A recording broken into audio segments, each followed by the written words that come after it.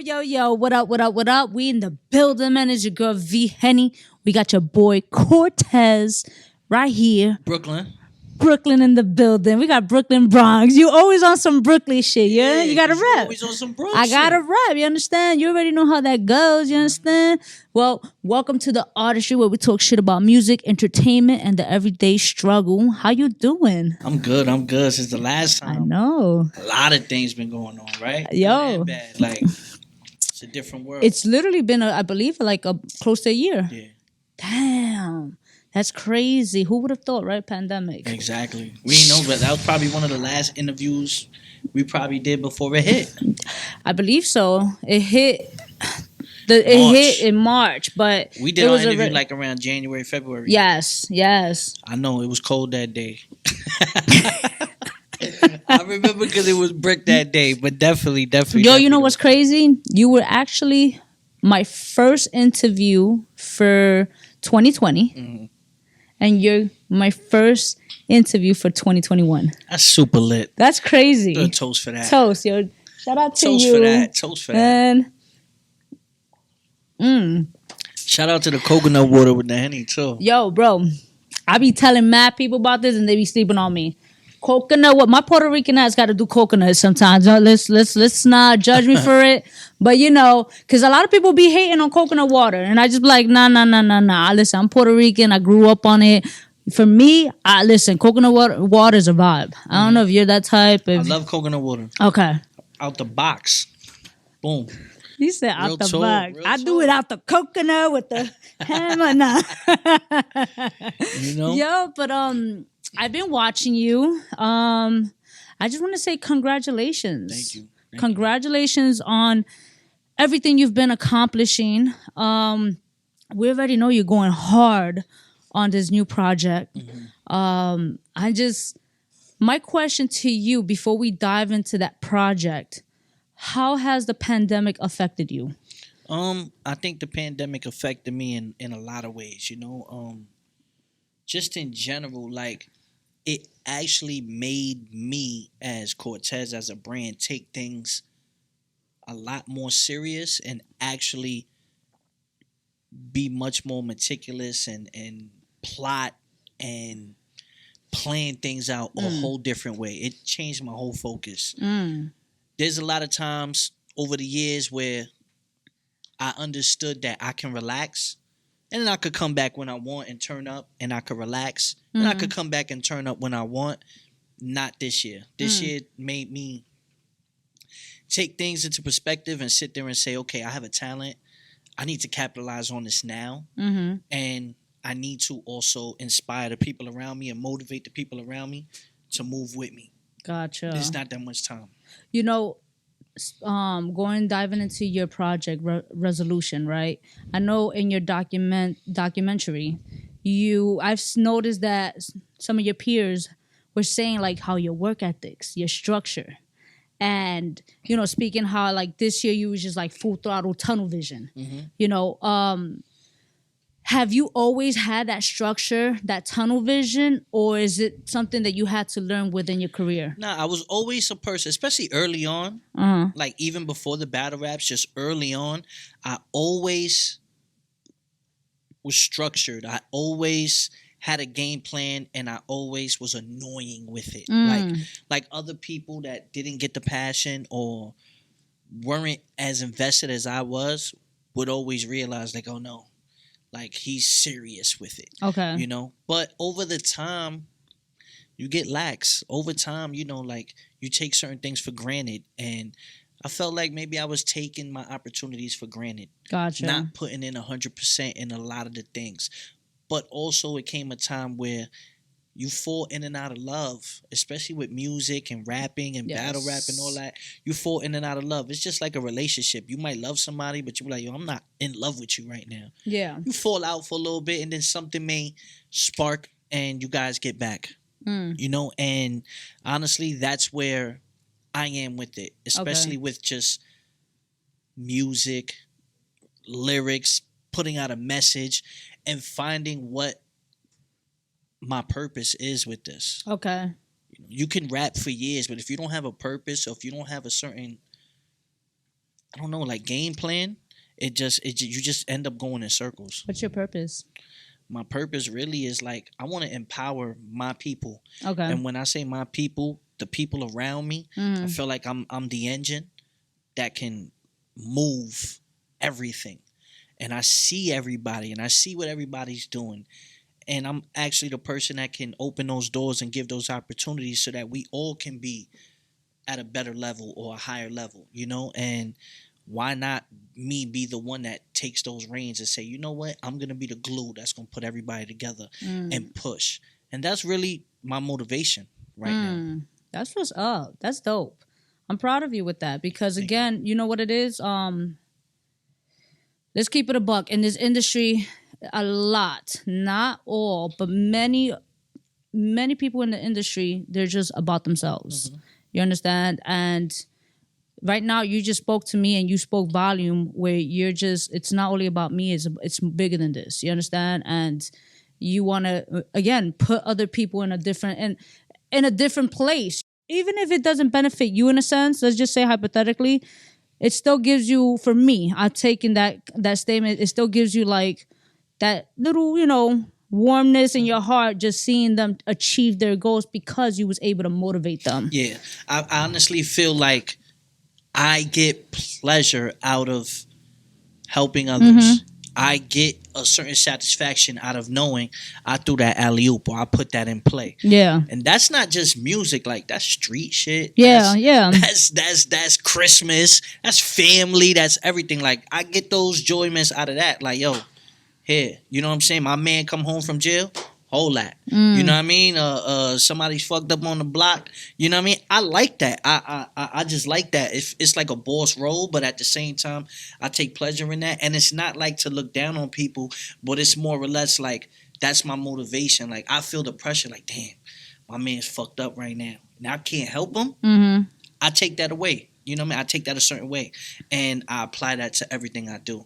And I feel like that just comes back to you. Like, I don't never look at it. If I got $100 in my pocket and my man needs 50, I'm going to give him the 50. I'm not going to stress over the fact that all I have is 100. Now I'm left with 50. I'm going to just be like, yo, that shit going to come back. Don't worry about it. And that's that me moving like that. I've been so comfortable, especially lately. And it's just like, it's been coming back more, triple, quadruple, And, I know. And it's kind of like a mentality thing now. So I sit there and say, you know what, this shit moves like this. When in the past, when I've hoarded things and held things, it didn't manifest the right way. Gotcha. I mean, that's called good karma. Yeah, and you know what's funny, right? Because I was looking through your stories. Good karma, right? Because the way you are selling your how you were selling your boxes, your pre-sale boxes, I'm gonna keep it a buck. Like, were you a little nervous selling the boxes for like 100 during the pandemic? You understand? Yeah. During Christmas, during holidays, during everything. But you got to roll the dice. Yeah. You got to roll the dice and you got to be able to bet on yourself. If you can't bet on yourself, what are you doing this for? Absolutely. I honestly feel like Resolutions is the best product I've put together as an album, as a whole collective. I have a lot of records. A lot of people know me for battle rap, but a lot of people also know me for making good music. Yeah. But I felt like I never really put out a full project where they can like digest who Cortez is as an artist. And I feel like Resolutions is actually like opening the doors, opening eyes for people to sit there and say, oh, there's a lot more to him than just bars. There's a lot more to him than just metaphors. It's like it's a whole lifestyle. And that's kind of what I want to portray to the people, a lifestyle. Yeah. Now, you're right about that, right? It's funny because I saw that Misfit tweeted how proud she is of you with the project and what you've done with this project because it's not popular in the battle rap community. So I'm taking it as because of the stigma. As a battle rapper, let's keep it a buck. A lot of times you hear like, yo, battle rappers can't make songs. They can't. A lot of them can't, though. So I'm going to keep it a buck. I heard the whole thing. And I was just like, this is a really good project. I already have my list. Like, I could break it down. And one of them, which is Bricks.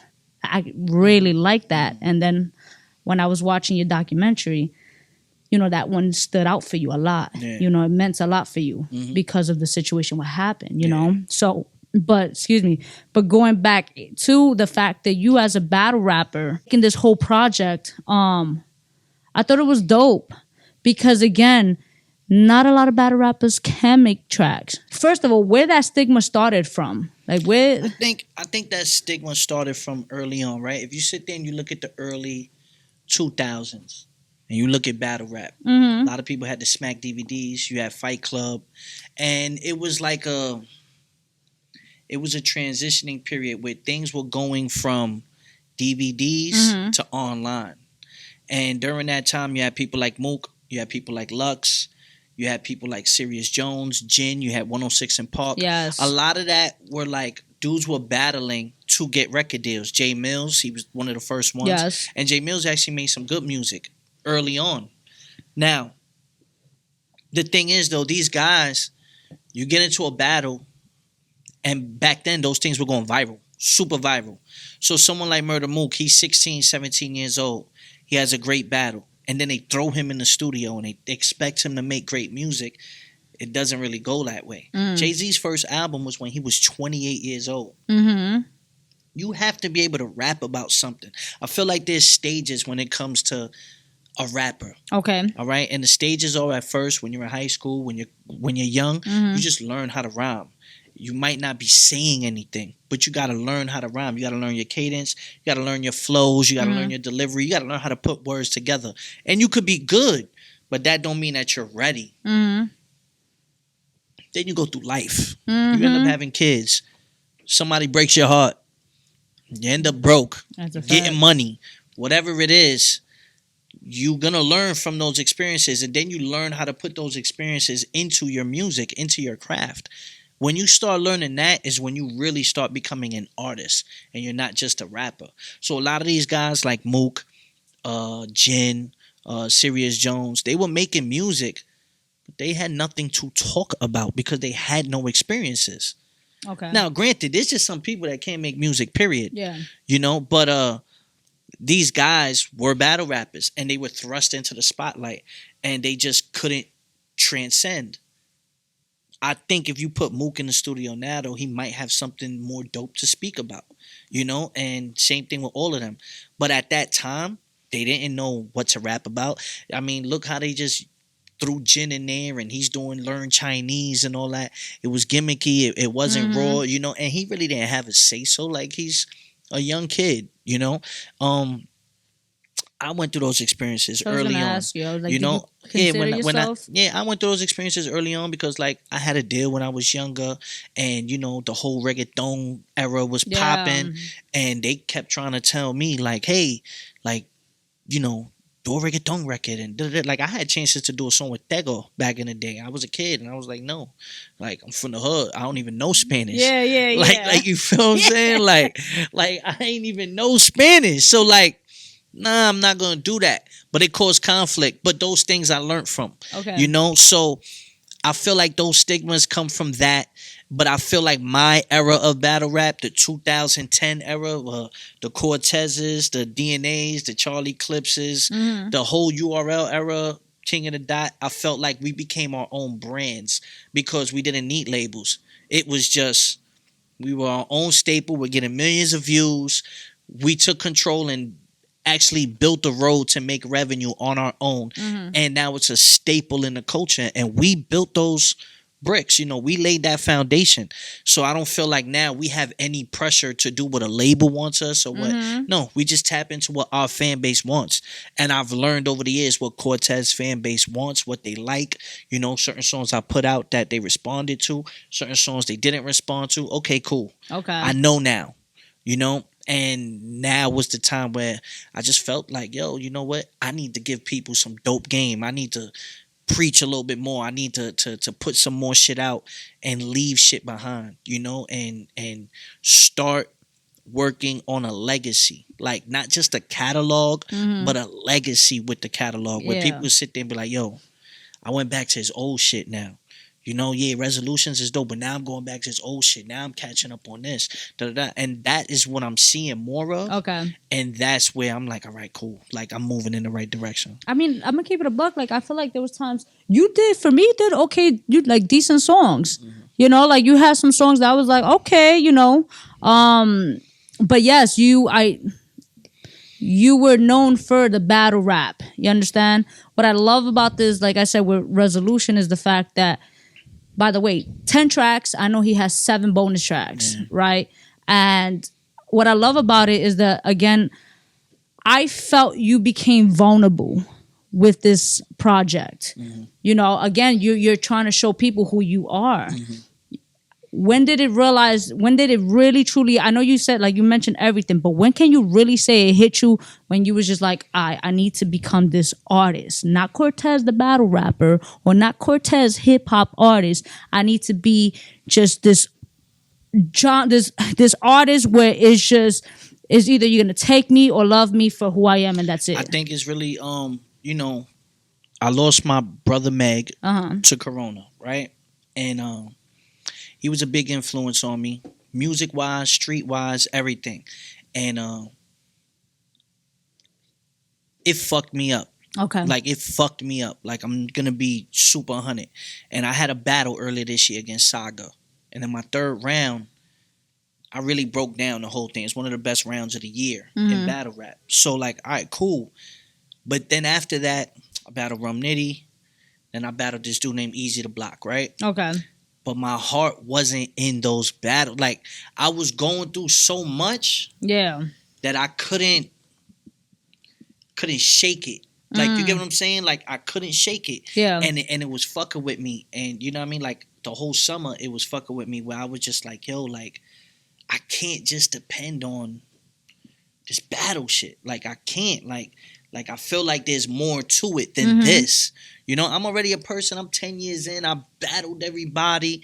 You know, no matter what. I'm the biggest Latino in the history of battle rap. But there's more to Cortez than just that. Yes. And I had to find a way to transition. So I just buried myself into the music. You know, I went to my beats. I have a specific email for beats. And I just went through everything. I'm talking about, I was going back to 2014, beats that were sent to me. Damn. 2015, going to contacting producers. Yo, you sent me this beat 6 years ago. They looking at me like, huh? I'm like, yo, did you sell it? No. Can I use it? Yeah.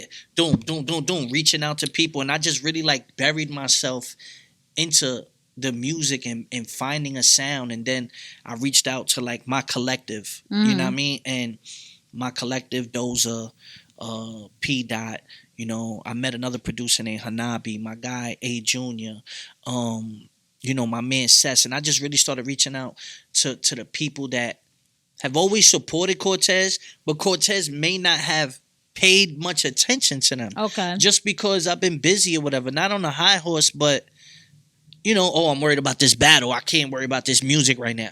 And I said, nah, fuck that. Fuck the battles. Let me pay attention to this real quick and let me see what comes of it. And as I started recording the album, it was crazy how many people were pulling up to the sessions, how many producers was willing to work, engineers, everything just fell into place. You know, the people that I reached out to for features, like I have a lot of features coming up for next year. Okay. That people are gonna be surprised with that aren't on this project. Big features. Okay, cool. Okay, boom. It was just like all these people were a phone call away. Okay. And I was neglecting that. And now my eyes are wide open where it's like, man, fuck that. I need to do this. And it's actually more fun. It's way more fun doing this than working on a battle.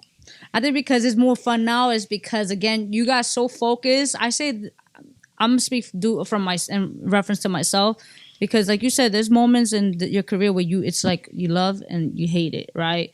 And you have your moments where you fall in love, you fall out, whatever. I think for you, this is, you love and it's more fun because, again, it's like somewhat fresh. You understand? Like, yes, you rap and everything, but to do the whole, now to become the artist and start that track, you know, and the way the support you're getting, I think is dope. Like, it's dope. And just congratulations on that in itself because not everyone gets the reaction that you have gotten, should I say.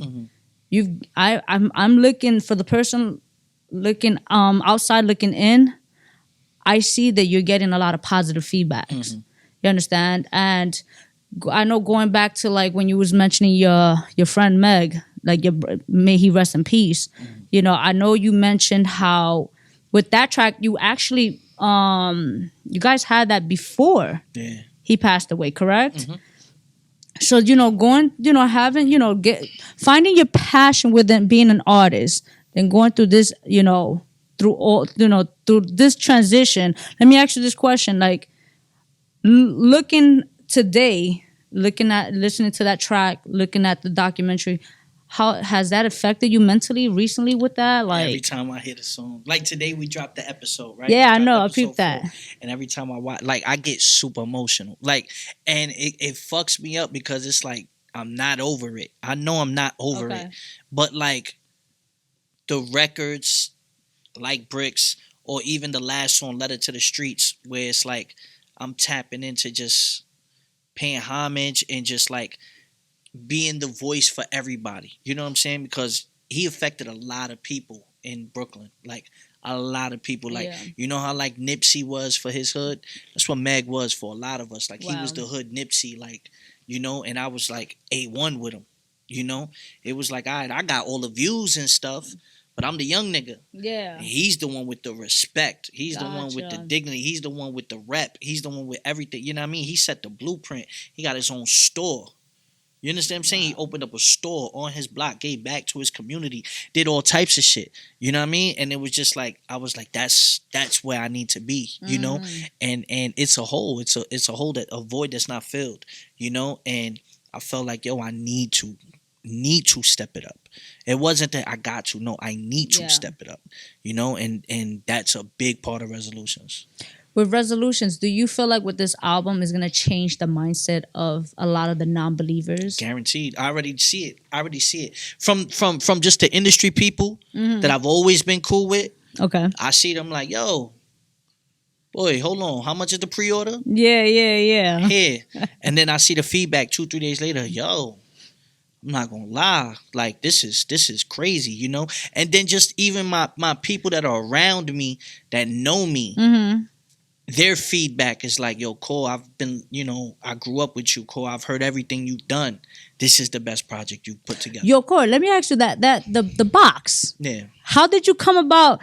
First of all, are you giving a hoodie and a t-shirt or jacket? This is what I'm doing. Because I saw somebody with a jacket. I was it's lottery. You roll the dice. I was like, you know what I mean? But now, all right. So the box is like this, right?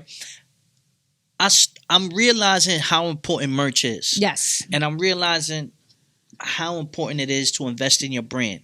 So I wanted to figure out a way where I can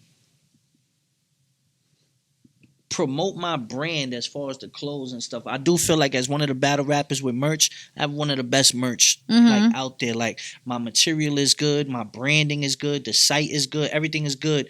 But all right, how can I put this in a bigger light and attach it with the music? So I was trying to figure it out. I said, okay, cool. I knew my homegirl, Cashy. She does like a whole branding type of thing where it's like you get a product. She knows how to put your product on anything. Okay. Cups, certain things like that. And she was telling me, she was like, yo, whenever you want to do something, let me know. So I was just high. Okay. I'm in the crib. And I'm just trying to figure it out. Like, yo, I think it was like a couple days after we did the track too. Like, that's how soon it was. It wasn't that long ago. And I was like, all right, how am I gonna do this? And I said, okay. And then I in my garage, I have all my merch there. And I had a lot of boxes of merch still. Okay. But I'm like, okay, people order all the time. I get about, you know, a nice amount of orders every week, but I got mad shit here. So I don't even have to like spend to buy merch or nothing. So I said, okay, cool. And then I was going through some old bins. Okay.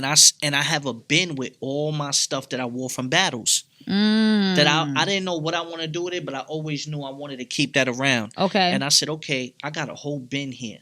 And I said, I'm not cocky or conceited, so I'm not gonna sit here and say, hey, if someone wants the Cortez sweater that I wore, Yeah. $250. I'm not gonna do that. Yeah, like some niggas be bugging, and I'll be like, yo, this nigga's a bozo. Yo, you gonna smell my sweat, bro? Yeah, yo, son, you want the hat that I wore? Like, no, nigga, I don't. You know what I'm saying? So how can I market it a certain way? So when I spoke with Cashy, she was like, look, let's do a box. And I could put your artwork on the box. And I could put the tape, the Bodega Trap tape on it, and I could make it look nice. And I said, word. I said, all right, cool, boom. So then I said, okay, now I'm thinking back, like, what can I put in the box? Okay, let me put a hat or a shirt or a hoodie.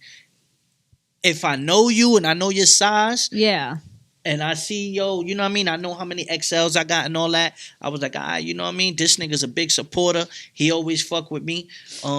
I know he's a 2X. Yo, you know what? I'm going to put the 2X in the box for him. Gotcha. Of something that he don't have. And then I'm going to sit there and say, okay, cool. Let me go get something from the battle and put that in the box. And then I was just like, all right. Now, every time I send people merch, regardless, I always have a high-res pic. And I always sign it and I send them a little note. That's what I do purposely. So I said, okay, that could go in the box. And then I said, all right, I got to put the album in there. What the fuck am I going to do with the album? All right. I said, nobody buys CDs no more. Nobody buys fucking thumb drives. I was going to do thumb drives. Okay. Right? And then I was like, yeah, but there's no artwork on the thumb drives, right? So then Cashy says, so then Cashy says, yo, I could do QR cards. And I'm like,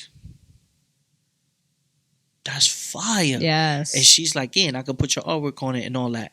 Now, it's funny because now I wanted to make sure that it linked to my website. So why not go stream the album, and then since you're on my site already, you might just go buy a shirt or something. It's like directing the traffic. Yeah. So I speak to my little brother because my little brother makes my website. Okay. My little brother creates websites and stuff. That's his job. He does advertisement for companies and dealerships. So I'm talking to him, and he's like, yo, I do that already. And I'm like, what you mean? He's like, I do the QR cards and all that. So I said, what? So I said, Cashy, you do the boxes. My brother's going to do the cards so we could get this thing moving. Yeah. I got the merch here. Boom. Within 2 weeks, everything just came together. She got the boxes done. My brother got the cards done. Shit. Boom. I had all the merch. Everything came to the crib. Boop. Started packing them up. And then next you know, as soon as I let one go on the gram and I let people really see what they were paying for, they was like, oh shit. Now, backstory. I was shooting the video for the intro resolutions on Halloween. Okay. So the album was almost done. It didn't get finished till maybe like the first week of December, like mix and mastered. But most of the songs and the order was done maybe the last week of October, first week of November. Okay. And my brother and I had posted it, and then somebody was like, oh, it's already out for pre-order? And I said, not yet. They was like, well, I want to buy it now, so can you take the Cashapp now? And I said, yeah. So when I did that, I said, I could sell the pre-orders now. I could just tell people it won't be ready till December 1st. Yeah, exactly. And then I knew the album was going to drop January 1st since it's resolution. So I said, you know what? This is 2 months worth of pre-orders I could do. All right, boop. Started promoting it. People was like, all right, cool, I'm going to send it now. And I kind of beat the whole Christmas rush a little bit. So people were still sending the bread. Gotcha. If you fuck with Core, send me $20 on the Cash App. I'll send you the link, and I'm going to give you the bonus tracks. You really fuck with me, you send $1, you get the box, you get everything. Yeah. Niggas was sending that crazy. I was like, oh, you think about it, 100 boxes, that's 10 bands. Yeah. Shit. Yo, can I borrow $1? This coconut hitting. Don't worry about it. I got you. Let's give you some more. That's crazy. Before an official stream is even set. Damn. I ain't make the bands yet. I ain't make the 10 bands yet. I'm saying that, but you're already sure super close. And then that money's just gonna go back into the album, back into the playlist. Yeah. Shooting the videos. You know what I mean? The little things that we needed. And like I say, it's a real blessing. So it was like, yeah, I looked at it like, yo, during the pandemic, during the holidays, this might not go well. But at the same time, I had nothing to lose. Absolutely. And the fact that people were responding to the album and actually appreciating the album. You know how many people bought the $20 link and then afterwards was like, oh, I didn't get the episodes. I didn't get this. Can I upgrade? So yeah, it's under 80. Boop. Yeah. Here. You know what I mean? So it worked out for real. That's dope. That's dope, yo. Let me ask you about I know you was talking about in the documentary about what is it, digital scale, right? So listening to the track, watching the documentary. I know the producer, P Dot. Yeah. You know, he was talking about like how when you listen to it, like basically how you had a vision, right? And then listen to you, how you literally took this beat and you was just like, yo, like I fuck with this beat. The sample, right? Yeah. So once he revised that beat, what was your vision? What made you go about and have and met the man on the track and everything? Well, it was crazy because he was playing a lot of beats. My son was with me, right? We in the studio. And he's playing beats for like an hour. I'm dubbing everything, and I'm quick. Like you could play something for like 3-4. Nah, next one. And he just kept playing. I know he got wild beats, and then I say, yo, bro, like I want hypnotic and melodic. I remember I said that hypnotic and if you really listen to that track, that's what it is. So I'm like, but I don't want the drums. Like I have a certain way that I want. I want boom bap, but I don't want boom bap. I want trap. I want samples and grimy stuff, but I don't want it to be so hip hoppy. I want that shit to knock, So he was like, I got this joint, and he played it, and the first 8 seconds was hard. I was like, yeah, and then a sample came in, and I was like, yo, what is that? I was like, nah, bro. And he was looking at me. I was like, yo, take that sample. Are you bugging? Like he's looking at me. He's like, yo, bro, this shit is 6 years old. I said, yo, bro, nobody took that. Yo, take that sample out. Go home. Change these drums. Yo, bro, this is it. This is it right here. I'm telling you. And I know who I could get on it. And he's like, all right. You know what I mean? And then he did that shit the next day. Boop, boop, sent it to me. Boom, went to the studio 2 days later. He gave it to me on a Wednesday. I laid it down on a Friday. Okay. And then when I laid it down, he came to the studio. And when he heard me lay it down, he was like, oh, this shit hard. I actually put 2 verses on it. Okay. I finished the song. The song was hard. And then I say, yo, bro, I finished the song, but I feel like we could get a feature on this. This is a big record. This is like track 2 or 3 on the album. I'm telling you just how I hear it. So he's like, for real? He was like, who you thinking? And I'm just like, and P Dot's from Staten Island. So I'm like, yo, bro, just let me figure it out. Right? Boom. I recorded the Meth Lab. So, I see Meth all the time. We talk all the time. A lot of the Wu-Tang niggas, they fuck with me from Inspector Deck, you know what I mean? All of them. Yeah. You know what I mean? It's always love. And they gave me the access to the studio. So one of the sessions I had, Meth had to record something for Busta's album. Okay. So he was just like, yo, like I'm a little bit over time. Instead of 10, come at midnight. I was like, all right, cool. He was like, matter of fact, nigga, you could pull up, but just, tell the rest of your niggas come at midnight. I said, all right, so boom, we chilling, boom, boom.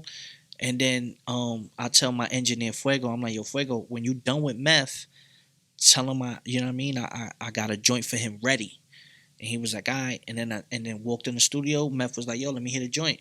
I played it. He was like, yo, we gonna be 2 for 2. Because the first track we did, he always tells me, yo, Cole, out of all the features I've done with, like, unsigned rappers, the song Me and You did is one of the best ones. The video is one of the best ones. So he already trusts my quality and my vision and my eye. And he was just like, yo, I don't need to hear nothing else. This is the one I'll do for your album. That's dope. And then he knocked it out. That's what's up. Didn't even call me a none. He just hit me up and was like, yo, check your email. And I had the verse there, and I was like, yo, this nigga's that shit's hard.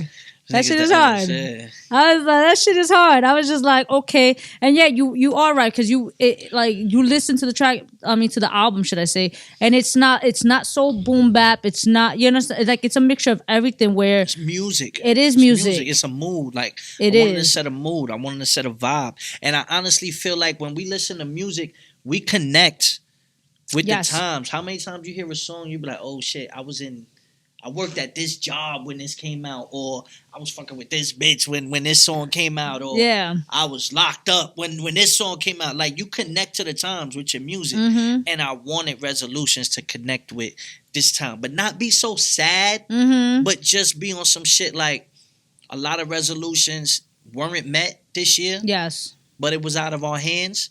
But we've learned from this, and now we know for next year what we gotta apply pressure to, and it's like, all right, boom, let's go for 2021. Are you one of those that set resolutions for yourself? Like I didn't, but I am now. Okay. All right. What's out of the 10 tracks and the bonus tracks? What songs you can say? What 3 songs you can say took you out of your comfort zone? Took me out of my comfort Yeah. zone, like, what, a little different? Yeah, a little different. I think the LeBron interlude is super dope. Okay. Because I don't rap like that. Like, I was just swagging, and Danny Green missed the 3 in the studio. I had money on that game. Yeah. I like to bet. So, like, I bet on NBA all day. And Danny Green missed the 3 in game 5 against the Heat. I'm like, this nigga fucked up 500 for me. You know what I'm saying? Yeah. And then I was just like, just find a beat, bro. And and we just fucking around. I was like, yo, this shit is swaggy. You know what I'm saying? And I think that one, LeBron interlude for sure. I feel like working with mainly my man Doza. Doza, the drum dealer. His production takes me to a different place. Okay. But it's a comfortable place where I respect his ears. I respect his vision as well. So what I usually do is, with the other producers, like Crisis, P. Dot, anybody else, I kind of have a vision for like what I want to do with those records. And then after like 3 or 4 hours of working on those records, the last 4 hours of the session, me and Doza cook up. He makes them on the spot. And I feel like that might have been out my comfort zone because I never really make beats on the spot. Gotcha. And we was in there going through samples, chopping up shit. Yo, let's do different kicks. Let's do different drums. And he ended up producing half the album like that. And I could just say, maybe not out my comfort zone, but I learned. Okay. I learned something new. And it actually gave me a way to create a sound. Okay. And I felt like that is also needed with Cortez. Like, you got to be able to... You know, like when somebody hears a certain beat, they're like, oh, that's a Rick Ross beat. Yeah. Or you be like, oh, that's a Jay-Z beat. Like, I wanted to be like that. I want to end up where people sit to say, that's some Cortez shit. Yeah. Copy. Yo, you know, I'm going to give you my list. This is my list, right? In order? Nah, it's just like right. The tracks I fuck with. Digital Scale, From the Bottom, Bricks, If I Die, Early in the Morning, Hold Up, Millions, Oye New York. Those are right now what I have. I love Oye New York. It was real like trap, but Spanish, but still like it sounds to me. Trap. Yeah, I loved it. Trap. I was just like, yo, it to me like listening to like those are the tracks that really, like I said, I listened to the whole album from the first one to the last, and those are the ones that stood out for me. That I was just like. And the fact that I can name a few is not like, oh yeah, I just fuck with 1 or 2. No, I named a few, and I was just like, yo, the production was really good for me. I actually was listening to your project while cleaning, and it put me. There was like, I caught myself moments like folding and stuff, and I was just like, I literally had to go back and I was like, what's the name of this track? Like, and I'm listening to it, and I was like, okay, you know, I'm gonna keep it a buck. My attention span is very quick. That's good. So for me to really, there's only certain albums that I can really fully finish, and I was able to finish it. Thank you. Nah, I mean, thank you for giving us this body of work. You know, I appreciate that. Now you coming in as an artist, 2021. Are you open to explore something new within Cortez as like so far like a new sound, a new genre you willing to dabble or actually part 2 is almost done. Okay. And part 2 is like more turned up. Really? Like, part 2 is more turned up. Like, you know, like I feel like I say, music has to be a mood. It has to be a vibe. And I only write how I feel. If I went out and I was wilding the night before, fucking with bitches and in a party and all this, I'm gonna write about it. Yeah, You know what yeah. I'm saying? If you know what I'm saying, shit went down on the block and niggas was shooting and there's some crazy shit, I'm gonna write about it. So it's like now I feel like I want to set the tone for 2021 where it's like, yo, it's the get back. Like, yo, we back on it. You know what I mean? And to be honest with you, I'm open to anything. Like, I write R&B.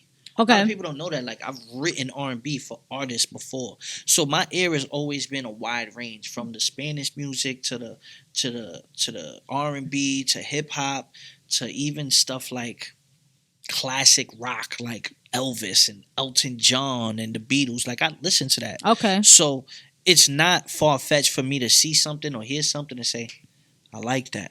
Okay. You know, I just want to stay within my lane. I never want anything to sound forced or like I'm trying to make a record. Yeah, yeah. And that was like a real goal for me. Like, I never want to sound like I'm trying to make a record. No, I respect that. I respect that. I just wonder, like, if you was like, But see, now like this, right? go ahead. You hear something. Let's say you're on your own and you hear something. You're like, yo, I hear Core on this. If Core did this, I'm the type of person. You call me up, yo, Core, I heard this producer or I heard this certain beat. Yo, I think I'm open to hearing that and then trying to fuck with it and be like, yo, you know what? Let me fuck with this. Okay. Let me see what I come up with. Boom, boom, boom. Like that. I'm never closed-minded. Not at all. That's the way you'll end up missing out on a huge record. You know, so I'm always open to those things because sometimes, like I said, Doza would sit there and be like, yo, bro, you bugging. This one's a go. I'm like, word, all right, let's go. Okay. You know? There's a delete button in the studio for a reason. No, You make something in the studio and it doesn't come out right, you delete that it. shit. That's it. Yeah, but not everybody. Right. Not everybody knows how to handle that type of criticism in a sense. You understand? Like, some people just want the yes mans. You understand? So, like, if you don't Those like are the it, people that sell their hats, their sweaty hoodies, and expect you to pay $250. that's a fucking fact. Those are the ones that are selling clubhouse invites. You know Now, what I'm saying? Raffling clubhouse invites. you know, It's crazy. I love your cover art, by the way. Thank you. Did you come up with that, or I had somewhat of the concept with it, but my guy Prof, okay, I just told him really what the idea I had, and then the back artwork with the whole Times Square okay, at midnight but empty. Mm-hmm. You know, with all the advertisements of just like coronavirus, and I know. I wanted that. Okay. I actually did a whole photo shoot recently. So like I'm there in Times Square taking wild pictures and stuff. So like you'll see more pieces of that coming soon as well. But I felt like it was just something refreshing and stands out and makes you want to sit there and say, what is this? You know? I like that. What are we expecting? Because I know you said you have a part 2. My question is, when are you planning? When are we expecting that? I can't say that because I don't. The rollout for part 1 was calculated. Okay. And then I want everyone to just be chilling and part 2 is just gonna hit. Yeah, because that's what I'm wondering. Because I'm like, yo, part 1 is just you're now putting this out there. Me personally, I would just love for, and this is the business side of me. I just would love for you to just feed these motherfuckers. You know, like resolution. You know how they do to us with the radios? Yeah. That's what I want you to do. Like, force feed people, like, here, you know. Ideally, I would love for you to do that, but I understand, like, you have another project. But I think we moving. Like, I look at it now, like, if everything isn't at 1 million views, then it's brand new to people. Absolutely. So it doesn't even matter. Like, I'm gonna be pushing this. Like, we got 2 videos shot already. We're gonna shoot another 3 videos within January. So like, it's not like it's going anywhere. Like, nah, you're gonna, if you don't know who I am, you're gonna but know. You hear resolutions, you're gonna know who I am after that, you know. And if you are anywhere within my vicinity of anywhere crossing paths with me, you're gonna hear about the album. Are you part of your treatments when it comes to your videos? Yeah, I've always been like that. All my videos. Okay, I wanted to know. I mean, listen. I do the casting. I pick from the models. I'll be like, nah, she's shaky. Nah, we need this. Nah, she don't got the cake. Nah, I need all like I'm picky on it like that. Because also, you know, I don't want to look crazy on camera, but at the same time, you don't want to look crazy on camera. The music, you know, Nori and Pharrell, they just had the Drink Champs episode, and Nori had said in an interview, he was like, "You didn't fuck up that record. I fucked up that record." It was some record they was talking about, and he was like, "I felt like I fucked it up because I got overweight. The image didn't fit the song. The song was a hit, but when the video came out, he didn't match the vibe." Okay. And when he said that, I was like, "That's so like key." You know, there's so many people that you sit there and be like, "Yo, this person is dope," and then the video comes out, and you be like, it takes away from the record. And sometimes you don't like a song at all. Yeah. And then the video comes out and you be like, yo, I kind of fuck with this Yeah. now. You know? But when they match, it's undeniable. No, that's a fact. That's definitely a fact. I'm curious on knowing, because we already know usually when when you're recording a project, artists tend to over record. So how many tracks did you really record for this project, and how did you go about choosing your tracks? To be honest with you, right? It is funny because I was just recording. Okay. But I recorded the album in a month. Okay. And it was really like we record a song. I recorded Resolutions. That was the first track. Okay. Right? Boom. I did Resolutions the first session. I did If I Die in the first session. I did Early in the Morning in the first session. That's all the same night. Okay. Right? And we made Early in the Morning from scratch. I went in there with If I Die and I went in there with Resolutions written. And then me and Doza made Early in the Morning. We had Bricks, and I knew Bricks was going to go on it. And then the second session, Crisis came down. We did From the Bottom. We did Growers. And Hanabi produced Letter to the Streets. She actually came in because she was, she's an engineer as well. And she was shadowing Fuego on my session as an engineer for the meth lab. So she just happened to be in there just working with Fuego. And then just in the conversation, P. Dot needed me to pick out the From the Bottom beat. So the third session, I'm the week of that session, I'm speaking to P. Dot, and P. Dot's like, "Yo, I fixed up the digital scale beat." Okay. He was like, "But come with me to the studio to hear it. I don't want you to hear it in the car." And we went to Hanabi's studio. Now, mind you, I met her already earlier that week, but I didn't pay attention. She was in there shadowing and not saying nothing. We got to her studio. He told her, he said, "Yo, look, I got Cortez coming." She didn't know who I was either. Like, she was just working. She didn't even pay attention to who I was. And she knew I was dope or whatever, but she ain't. It wasn't like that. Yeah, you know yeah. Her I mean? mind was on just work. Yeah, so he's like, "Yo, and then I'm gonna tell him you got beats too." So she's like, "All right, but I don't know who Cortez is." When I pull up and I see her, and she's like, "Oh, she was at the session the other day." He was like, "For word?" And he was like, "Yeah." And he was like, "Yo, that's crazy. She got beats too." I'm like, "Yo, so why you ain't say nothing?" Yeah. You know what I mean? And she's like, "Nah, she's very reserved." So I'm like, "All right, I want to hear this digital scale joint, and then play a beat for me." I heard the digital scale. I was like, "Yeah, that's just a go." I'm laying that down Friday. So that's the third session. She plays the first beat was Letter to the Streets. I said, "I need that beat." Boom. So that day, that next Friday, I laid down digital scale. I laid down Letter to the Streets. After that, the album was damn near done. Damn. Okay. And I was just like, yo, like, this shit going. You know what I'm saying? And then after that, we just did Drum Dealers. I had to get a collab cut, get niggas on there. And from there, it was just like, I was like, yo, I just want to give people 10 joints. I got a whole bunch of extra joints. So I was like, I'm going to give them 10. I'm going to give them bonus. But I didn't stop recording. And then that's why part 2 was almost done already. Okay. So it's crazy. Like, I know you're not trying to give too much info with part 2, but are we expecting something similar along the line, like 10 tracks as well? Yeah. Okay.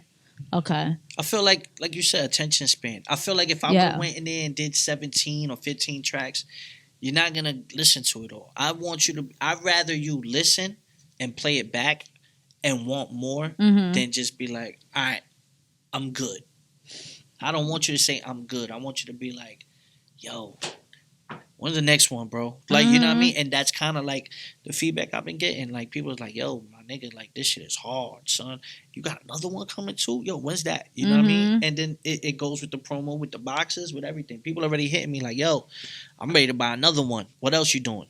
You know? Yeah. So I got ideas, yeah. That's what's up. Like, are you, I mean, obviously we spoke about it, but like, you're planning on doing like a listening event and stuff like that, correct? I actually was gonna do one on Clubhouse too. I see people are doing that now.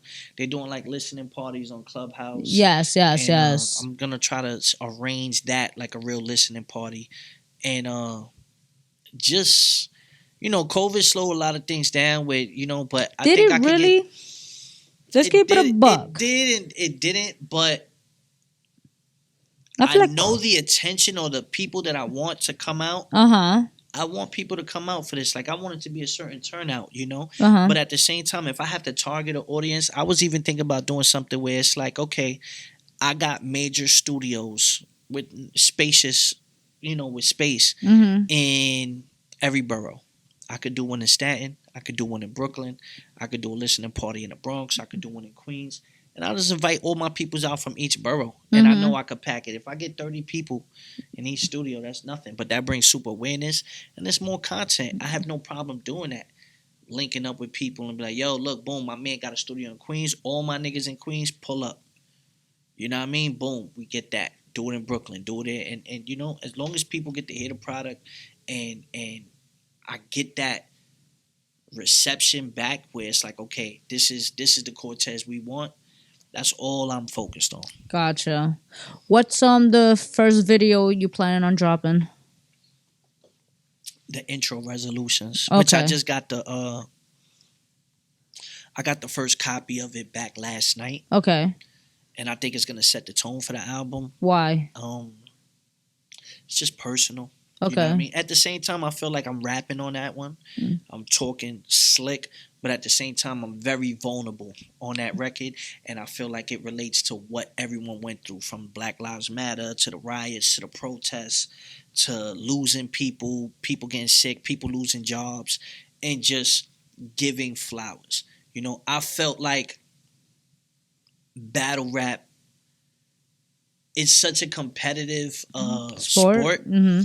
That we don't give our peers their flowers. Gotcha. Like, people forget, like, and not just me, but like people forget, like, there's certain moments that I've had that is like undeniable. Like, bro, you can't take that away from me. But in battle rap, it's like they'll try to take those things away from you because they'll just be like, yo, but then, nigga, 2 years ago, that was 2 years ago. It's like, all right, so what? Like, you know what I mean? So with that type of focus, that was really like my mind state. And to be honest with you, I haven't gotten that much support from the battle rap community. Okay. It's crazy. I thought you would have. Yeah, I thought I would have. That's interesting. I mean, it's always like that, right? In a sense, like sometimes you expect a certain support system from a certain community, and sometimes it's not what you expected. However, this is showing you right now that there is a whole demographic that's fucking with me that's away from that. Exactly. And that's what you was looking for. More comfortable, yeah. So, that's a positive at the end of the day, because now how I'm looking at it now is like, yo, bro, now you got two demographics where you got the battle rap community and now you have this.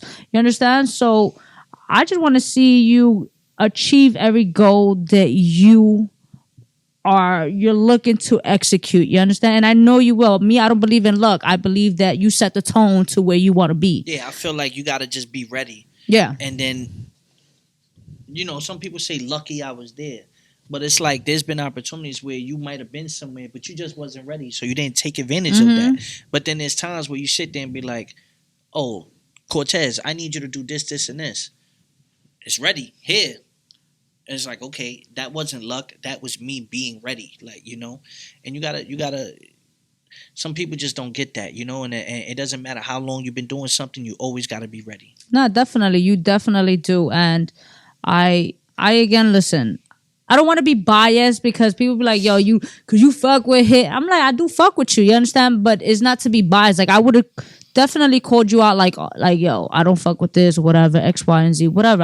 Me But what personally, I said I want your honest no, opinion. and I would have definitely told you, like me personally, like I said, I already called out which tracks I do like. Me personally, what's making me love the project even more is the way you're going about it. From the box to the documentary and to the fact that like you have certain different people just speaking on your movement, on the tracks, on the production, and I'm just like, that's so smart. You understand? So for me, like I love marketing, right? So for me looking at this, I'm just like, yes. You understand? You see the vision. You see that in this society, again, you need to step out the box. It's no longer just record record your tracks, put out this album, and that's it. No, it's more to it now. You understand? Like you said, it's a product. Yeah. You have to sell a product. Yeah, I feel like packaging is everything. Like, absolutely. I learned that from selling weed and on the block. Like your packaging is everything. How you present something. It's like, if I don't take my time into presenting this to you, then why should you take your time out to listen to it?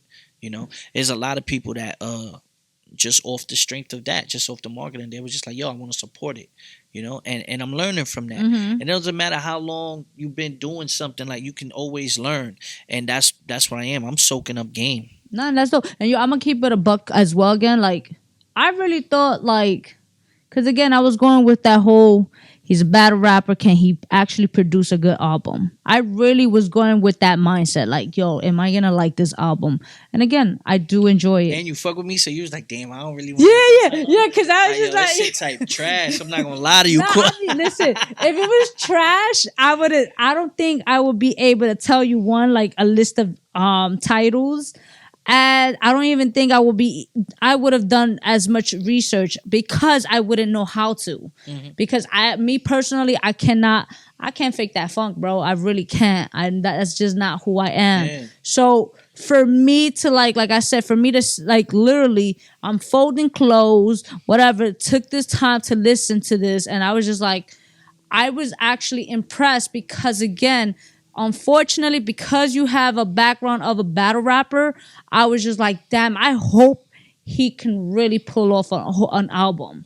You understand? Like a whole, 10 tracks and the bonuses. Because when I saw 10 tracks and bonuses, I was like, please, Core, don't send me something bullshit. Please. Like, because I'm going to be so upset. Like, but honestly, I was impressed. Thank you. I was truly impressed. I look forward to your future. I look forward to your success. And thank you for this product, for this gift. Because at the end of the day, it is a gift. You understand? So I look forward to what's next. You understand? Thank you. Yeah, man. Like, and now we got the coconut and Henny mix now. So thank you too. You heard? You already know the vibes, man. You already know the vibes. Listen, Core, I just want to know, moving forward, where can we find all your information? Where can they get the project and everything like that? This by the time this comes out, the album will be everywhere streaming. It'll be everywhere from Tidal, Spotify, Apple, so forth. If you want to follow me, Cortez_Bodega on IG, or on Twitter, Cortez_HSP.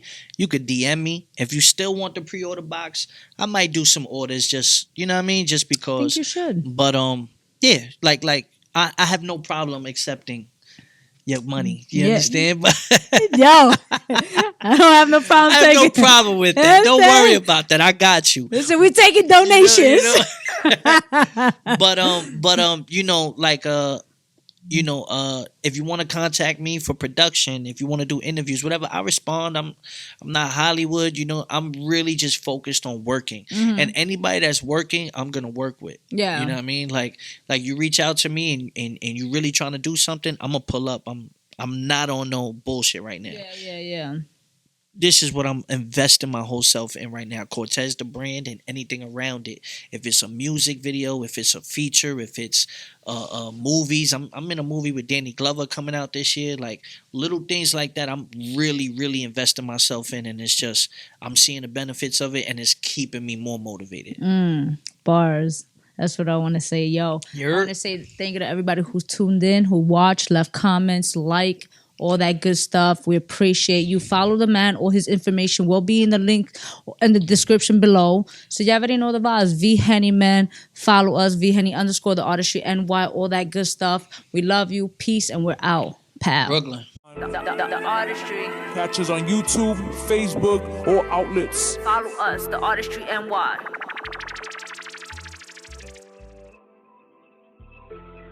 My resolution.